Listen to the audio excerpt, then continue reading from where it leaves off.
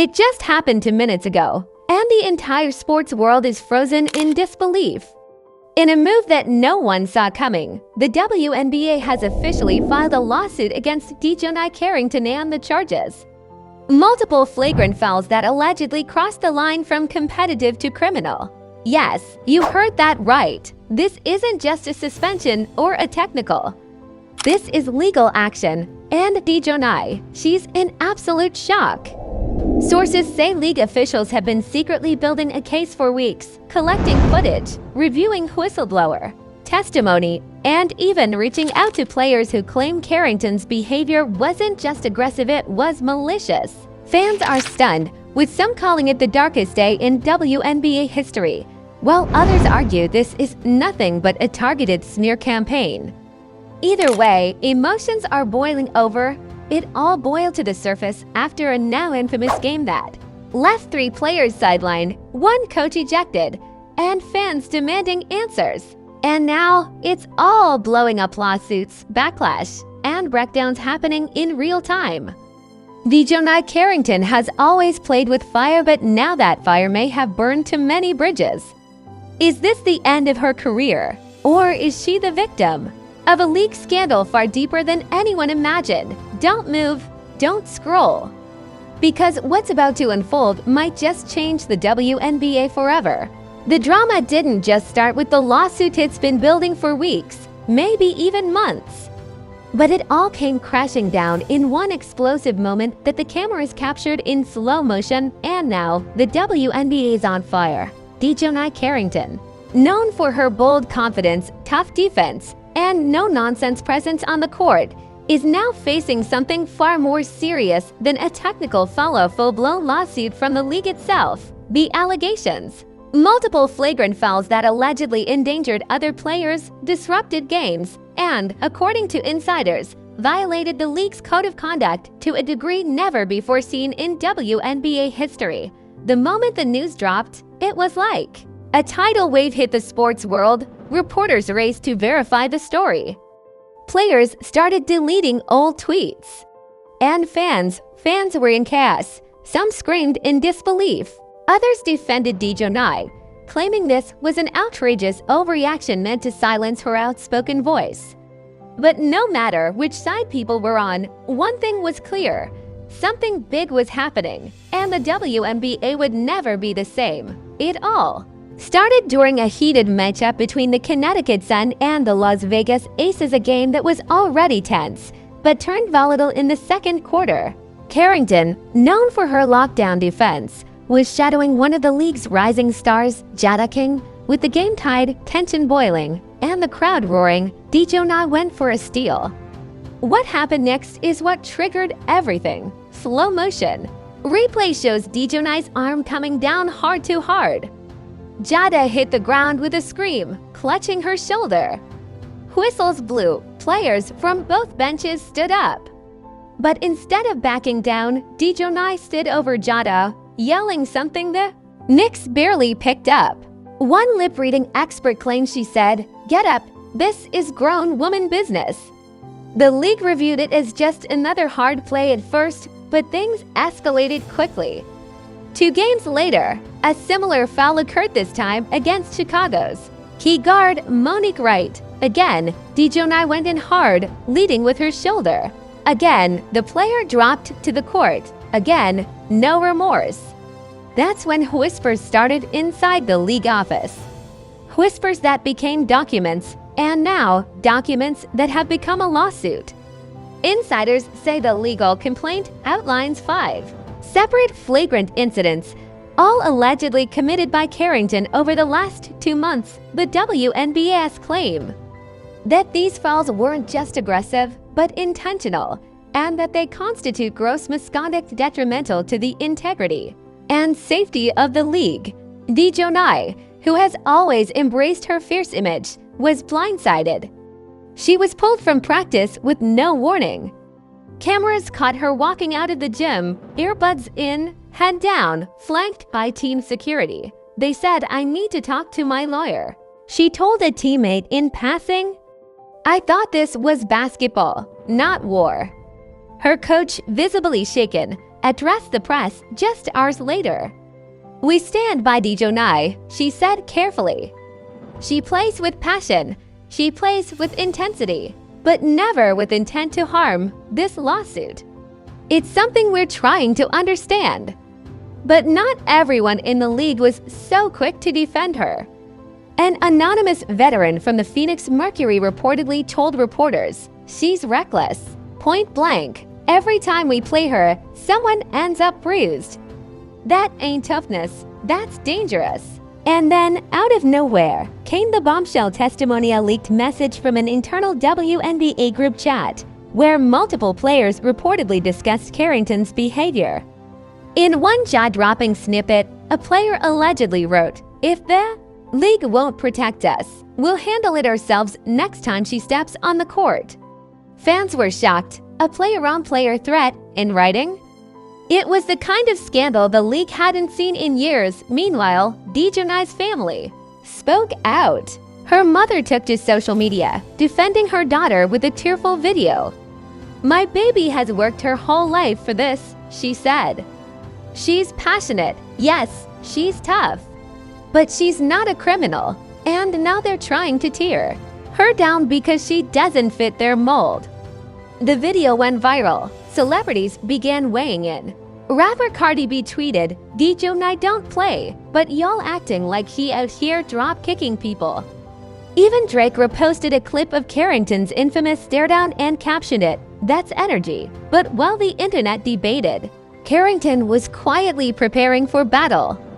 She retained a high-profile sports attorney known for representing controversial athletes. The lawyer, who once got a doping charge overturned for an Olympic track star, issued a fiery statement. "The WNBA is trying to make Dijonai Carrington the face of aggression because she doesn't smile for the cameras and play nice. But we will fight this. We will expose what's really going on behind the scenes." That sentence, "what's really going on," sparked a fresh wave of speculation. Was this lawsuit truly about fouls? Or was it about silencing a player who refused to play by the league's media-friendly rules? Carrington has long been vocal about racial bias, pay inequality, and double standards between the WNBA and NBA. She's clashed with league officials. In interviews, she's questioned the marketing machine that favors a select few.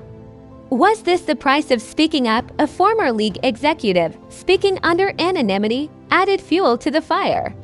Dijonai is being made an example of. They don't like her attitude. They don't like that she doesn't play nice off the court. So now they're painting her as a threat. Meanwhile, Carrington herself broke her silence on Instagram Live, visibly shaken but composed. "I didn't expect this. I knew I wasn't the league's favorite. I knew I rubbed some people the wrong way. But I never thought they'd come for my name like this," she said, voice trembling. "You don't sue a player over fouls. You suspend them, you fine them, but a lawsuit. You're trying to destroy me. For what? Because I play hard, because I speak my mind."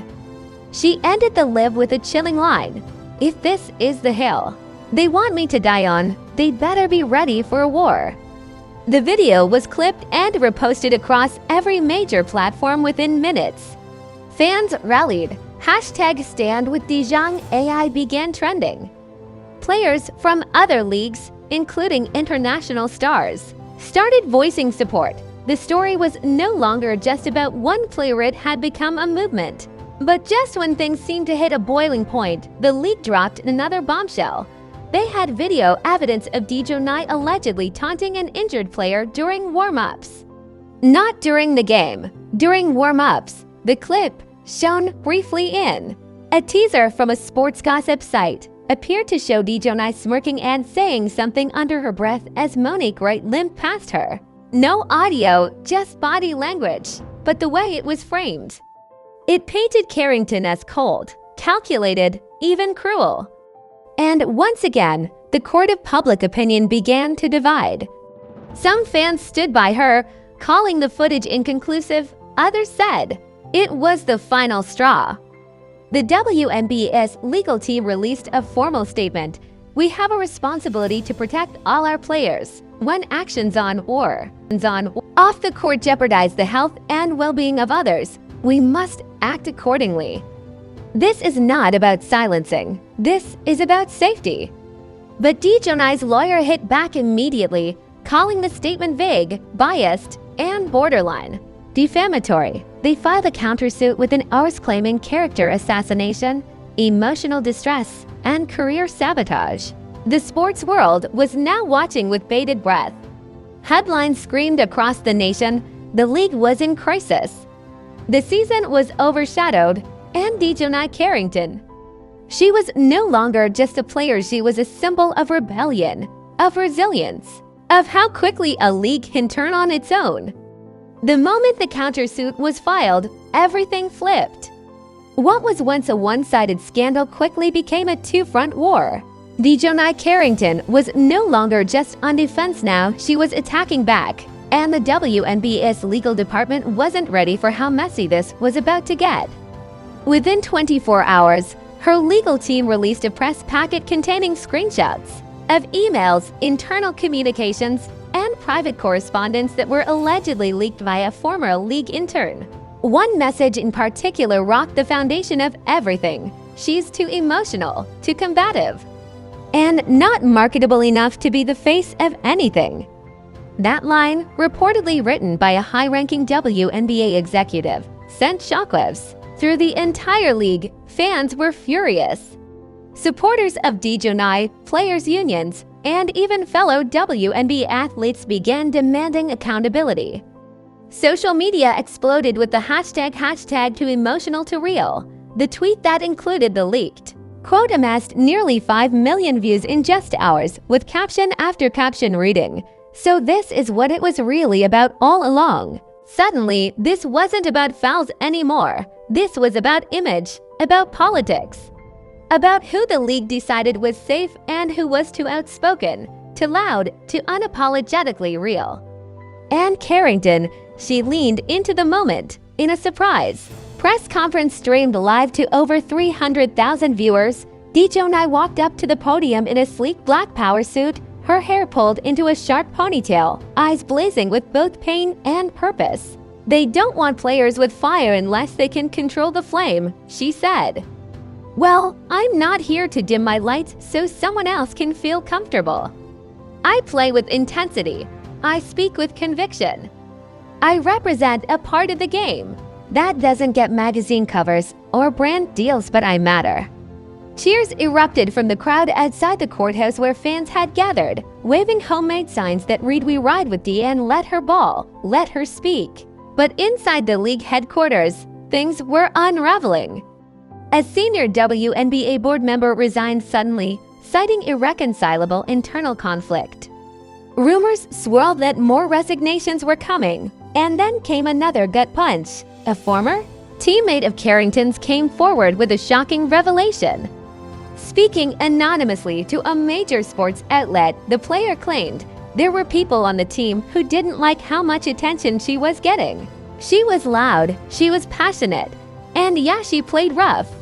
But it was jealousy. The fouls weren't the issue. The threat was that she didn't know her place. The story went viral overnight.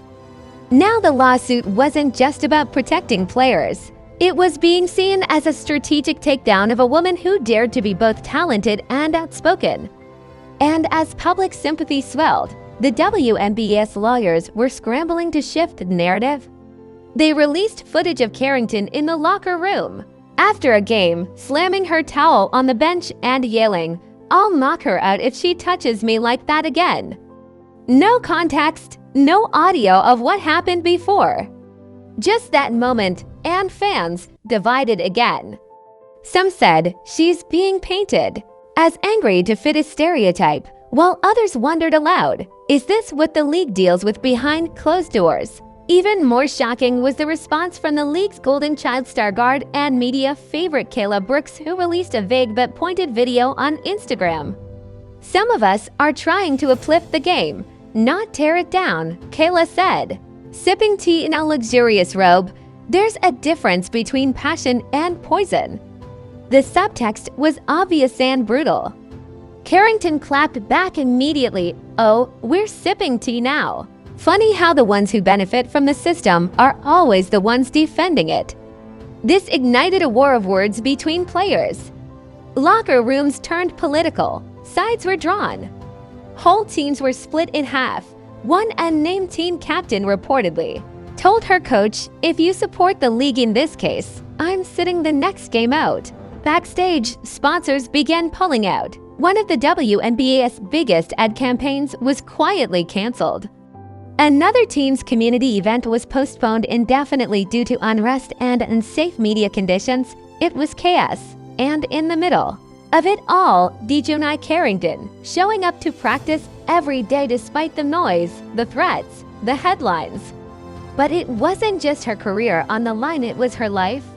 In a teary podcast interview with her best friend, she revealed the emotional toll behind the cameras. "I'm not sleeping. I'm barely eating. I walk into gyms where teammates don't speak to me anymore. I've gotten death threats. And all of this because I play with heart." Listeners were stunned. Fans flooded her with support, sending videos, handwritten letters, and even songs. One young girl posted a clip saying, "I'm 12 and I want to be just like Dijonai. They can't break her. She's a warrior." But as the court date loomed closer, the stakes were raised even higher. That's when the league made their boldest move yet. They filed an emergency motion to suspend Carrington from all future games pending legal resolution. It was a devastating blow. Dijonai had worked too hard, climbed too high, sacrificed too much. And now she was being told to sit and wait. Her attorney, livid, called the suspension an illegal retaliation dressed as procedure. Carrington, though shaken, didn't back down. She took to Twitter that night and wrote, "I may be off the court, but I'll never be off the radar." This fight just got real, and real it was. The very next morning, Carrington's legal team subpoenaed internal WNBA emails and communications that allegedly showed bias, targeted marketing exclusions, and strategic silencing of players who didn't fit the ideal image. Suddenly, this wasn't just about Dijonai. This was about every woman in the league who had ever been told she was too bold, too black, too real. A powerful op-ed in The Athletic drove the point home. This is not a lawsuit about fouls. It's a lawsuit about erasure. About the quiet, corporate decisions made in boardrooms that determine which women rise and which are discarded. And just like that, the narrative flipped again. Carrington's story was now on Good Morning America, The View, and CNN, high profile. Celebrities rallied to her side. Taraji P. Henson reposted her speech with the caption, "Let the queens be loud." Viola Davis tweeted, "Dijonai Carrington deserves better." We all do. Meanwhile, league officials refused to comment. Behind the scenes, they were panicking. The lawsuit had backfired. What was meant to control one player had unleashed a wildfire of reckoning. Other players past and present started speaking up. Stories of silencing, manipulation, and forced image control emerged. The WNBA was no longer just an illegal mess, it was in a cultural reckoning. And Dijonai, she stayed silent for 3 days straight, not posting, not showing up, not speaking to the press. Then, on the morning of the court hearing, she arrived in all white, flanked by her lawyer, holding her mother's hand. The world watched. The courthouse was packed. Cameras flashed outside. Protesters and supporters lined the sidewalks with signs, chants, and cell phones streaming live. Inside, every seat was filled. Press, players, executives, and even former WNBA stars who flew in to witness what was now being called the most controversial legal battle in professional women's basketball history. Dijonai Carrington walked into that courtroom not just as a defendant, but as a symbol. Her jaw was set, her eyes forward. Her expression said one thing: "I'm not backing down." The judge presiding over the case, known for a no-nonsense demeanor, opened the hearing by calling it highly unusual for a sports league to pursue legal action over in-game conduct. "We're entering a space where competition and conduct intersect. she said. But this courtroom will decide if lines were crossed and who crossed them. The WNBA's legal team wasted no time. They started with the tape's highlight reels edited to make Carrington's on-court behavior look unhinged. Elbows, shoves, stare-downs, slow-motion footage of players wincing, tripping, falling. One particularly dramatic clip was slowed to such an extreme that it felt more like a horror trailer than sports evidence. This is a pattern, the league's attorney argued, not of athletic aggression but of targeted violence. Dijonai sat there, still, calm, lips pursed. But her fingers, those strong, disciplined fingers that once won games, tapped rapidly under the table. Her attorney stood. "What you're watching," he said, "is called basketball. A physical sport, a competitive sport, a contact sport. And let's be clear, these clips are cherry-picked to villainize a woman who plays the game as hard as any man." The courtroom murmured. Then came the twist that silenced the room. Dijonai's team presented unaired locker room footage recorded after a game against Dallas. In it, Dijonai is seen sitting alone, wrapping her ankle, when she says, almost to herself, "They're gonna call me dirty again. I'm just playing hard, but I can feel it. No one's got my back." It wasn't rage, it was vulnerability. And it broke the room open. Dijonai's lawyer turned to the judge. "This isn't a case about safety, it's a case about selective outrage. My client is being punished for playing like she belongs in the NBA. And we all know that if a man did the same things, they'd call it grit, toughness, leadership." Then came the testimonies. First up, Coach Leslie Thomas, a retired legend turned team manager. She stepped up to the mic and stunned everyone. "I've coached Dijonai. I've coached against her. She's not perfect, she's intense, but she is not malicious. She plays like her paycheck depends on it because guess what? It does. These girls don't make millions. They hustle, they grind, and Dijonai's been grinding since day one." The courtroom applauded, and the judge banged her gavel. Next, the WNBA brought out their surprise witness, Kayla Brooks. Kayla, poised and calm in a sleek navy suit, sat down and sighed. "I played with Dijonai. She's strong. But sometimes she crosses the line." Dijonai's jaw tightened. "She doesn't mean to hurt people," Kayla continued. "But I think she's been carrying a lot. Pressure, expectations, rage, and sometimes it spills over." Dijonai stood up, unprompted. "You ever been elbowed in the gut by someone trying to take your spot, Kayla?" she asked, her voice clear, unflinching. The judge warned her, "Miss Carrington," but Dijonai didn't back down. "You smile for the cameras, you get endorsements.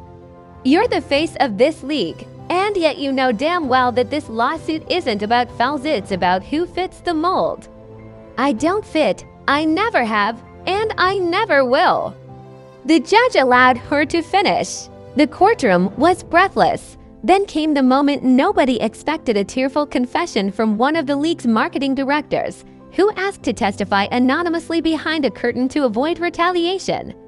In a shaky voice, she admitted, "We were told to focus our campaigns around certain players. Certain types of players. Dijonai wasn't one of them. Too edgy, too confrontational. We were told she wouldn't test well with sponsors.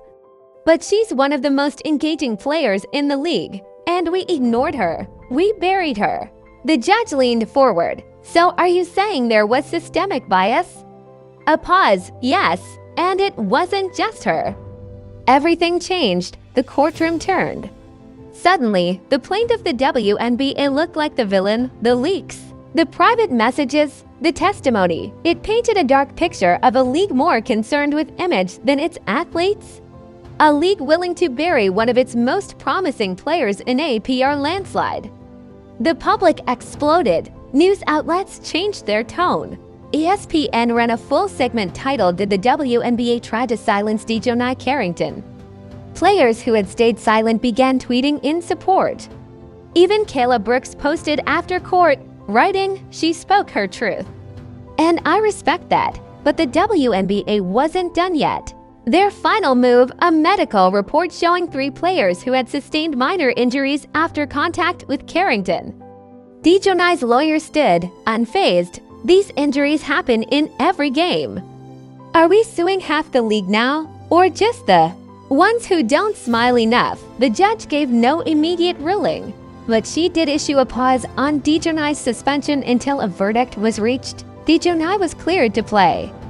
And her first game back, it was a sellout. The energy was electric. Fans wore shirts that said "Let her play." The crowd erupted every time she touched the ball. Opposing players came over to hug her before tip-off. And Dijonai, she dropped 28 points. 9 rebounds, 3 steals, all while cameras followed her every move. But it wasn't just about stats anymore. It was about survival. Backstage after the win, reporters crowded her. "Do you feel vindicated?" one asked. Dijonai smiled for the first time in weeks. "I feel seen, but the drama wasn't over." That night, the league's commissioner released a cryptic statement. "We are reviewing today's events and assessing the long-term impact on league integrity." Translation: they weren't done with her. And just when things seemed to be calming down, a final twist emerged. A leaked voicemail surfaced, allegedly from a WNBA executive to a team owner saying, "If we let Carrington win this, we'll lose control of the whole league." Fans erupted. Control! Headlines screamed, "Carrington versus the machine." Supporters launched petitions. Civil rights groups began contacting Dijonai's legal team. What started as a simple lawsuit had now become a civil rights conversation. And Dijonai, she stood at the center of it, arms crossed, head high, daring the world to keep watching. Because this wasn't just about basketball anymore. The courtroom was tense. People stood outside the courthouse with signs, cell phones, and megaphones, chanting Dijonai's name like it was a battle cry. Across social media, a movement had fully erupted. Carrington was no longer just a player, she was a lightning rod, a symbol of something much larger than a basketball scandal. And now, the entire world waited to see whether the justice system and the WNBA itself would side with the game, or the system. Inside, the final day of court proceedings was underway. Dijonai Carrington walked in without an entourage, without a stylist, and without fear. Dressed in a simple cream blouse and dark jeans, she looked more like someone coming to tell the truth than someone under siege. Her mother sat in the front row, eyes wet but proud. Her coach was next to her, whispering quiet encouragement. And behind them, row after row of WNBA players, some active, some retired, had shown up to bear witness. The judge entered and delivered the statement everyone had been waiting for. After review of all submitted evidence, testimonies, footage, and legal claims, this court finds no basis for a civil suit regarding Dijonai Carrington's in-game actions. There is insufficient evidence to prove malicious intent or violation of league-wide conduct to the degree described in the plaintiff's claim. The motion to suspend is vacated. The room erupted. Applause, shouts, people sobbed. Dijonai sat still for a second, as if stunned, then burst into tears, her head falling into her hands. Her mother rushed to embrace her. Her lawyer raised his fist. And outside, the crowd exploded into cheers that could be heard from blocks away. But just as the celebration began, another twist dropped because the judge wasn't finished.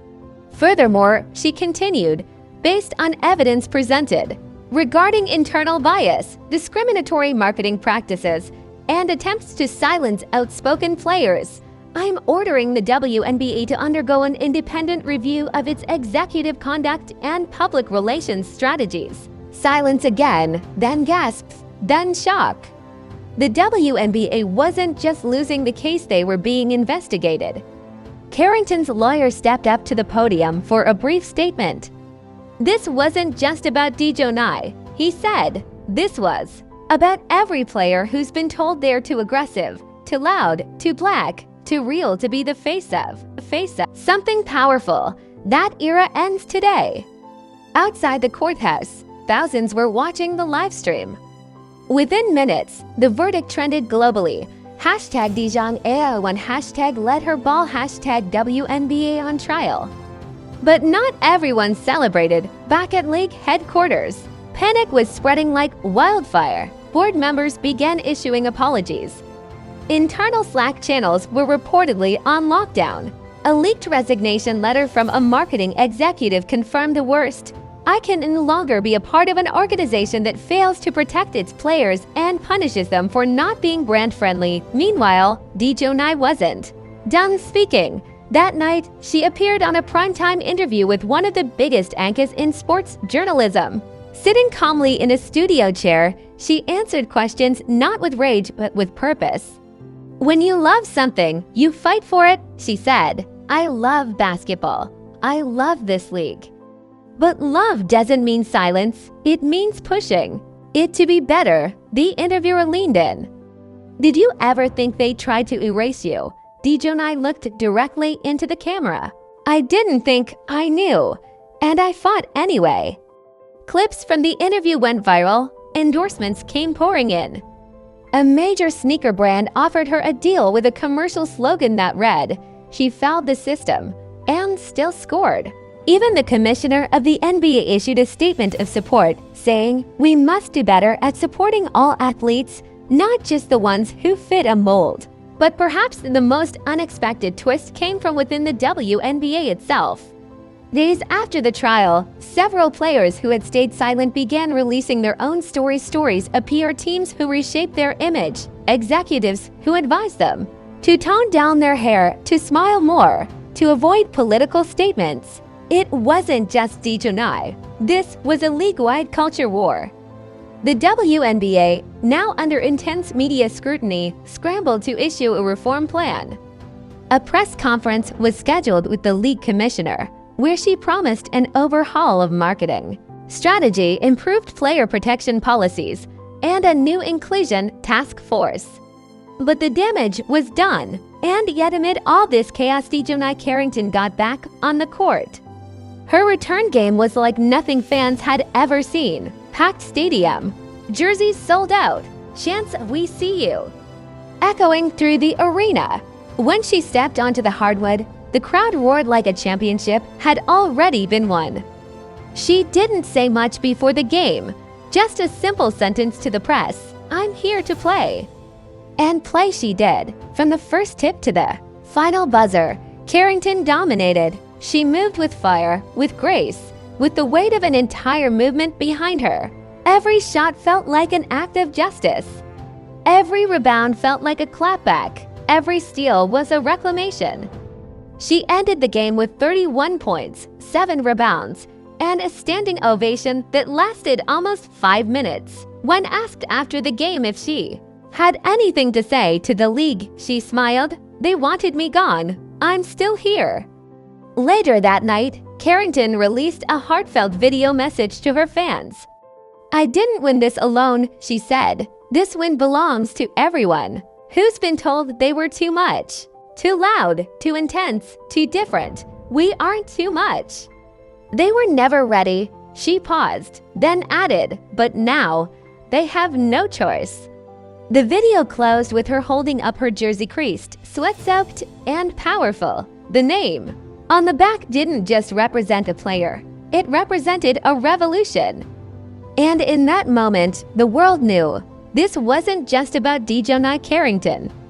This was about every voice they tried to silence and every woman who decided to fight back instead. And just like that, a lawsuit meant to silence Dijonai Carrington became the very reason her voice got louder than ever. What started as accusations of flagrant fouls spiraled into a full-scale battle for identity, truth, and justice, not just for one player, but for an entire league of women who've been told to shrink themselves to fit a mold. Dijonai didn't just win in court, she won in the hearts of fans, athletes, and activists around the globe. She showed the world that resilience isn't quiet, it's loud, it's bold. And it takes the form of a woman who plays like her future depends on every possession. The WNBA may have tried to write her out of the story, but Dijonai grabbed the pen and rewrote the whole narrative. And now she's not just a player, she's a force, she's a symbol. And she's not going anywhere. But the question still lingers: what happens next? Will the WNBA make real change? Will other players step forward? Or will the machine keep spinning, trying to bury voices that refuse to be controlled? We want to hear from you. Was Dijonai Carrington treated unfairly? Did the league go too far? Or do you think this is just the beginning of something even bigger? Drop your thoughts in the comments below. We want to hear all of them. And if you're still with us through every shocking twist, don't forget to like, subscribe, and turn on that notification bell so you don't miss a single update. Because if there's one thing this saga has proven, it's that in this league, drama is real, the stakes are high, and the players unapologetically powerful. Stay tuned, stay loud, and stay ready.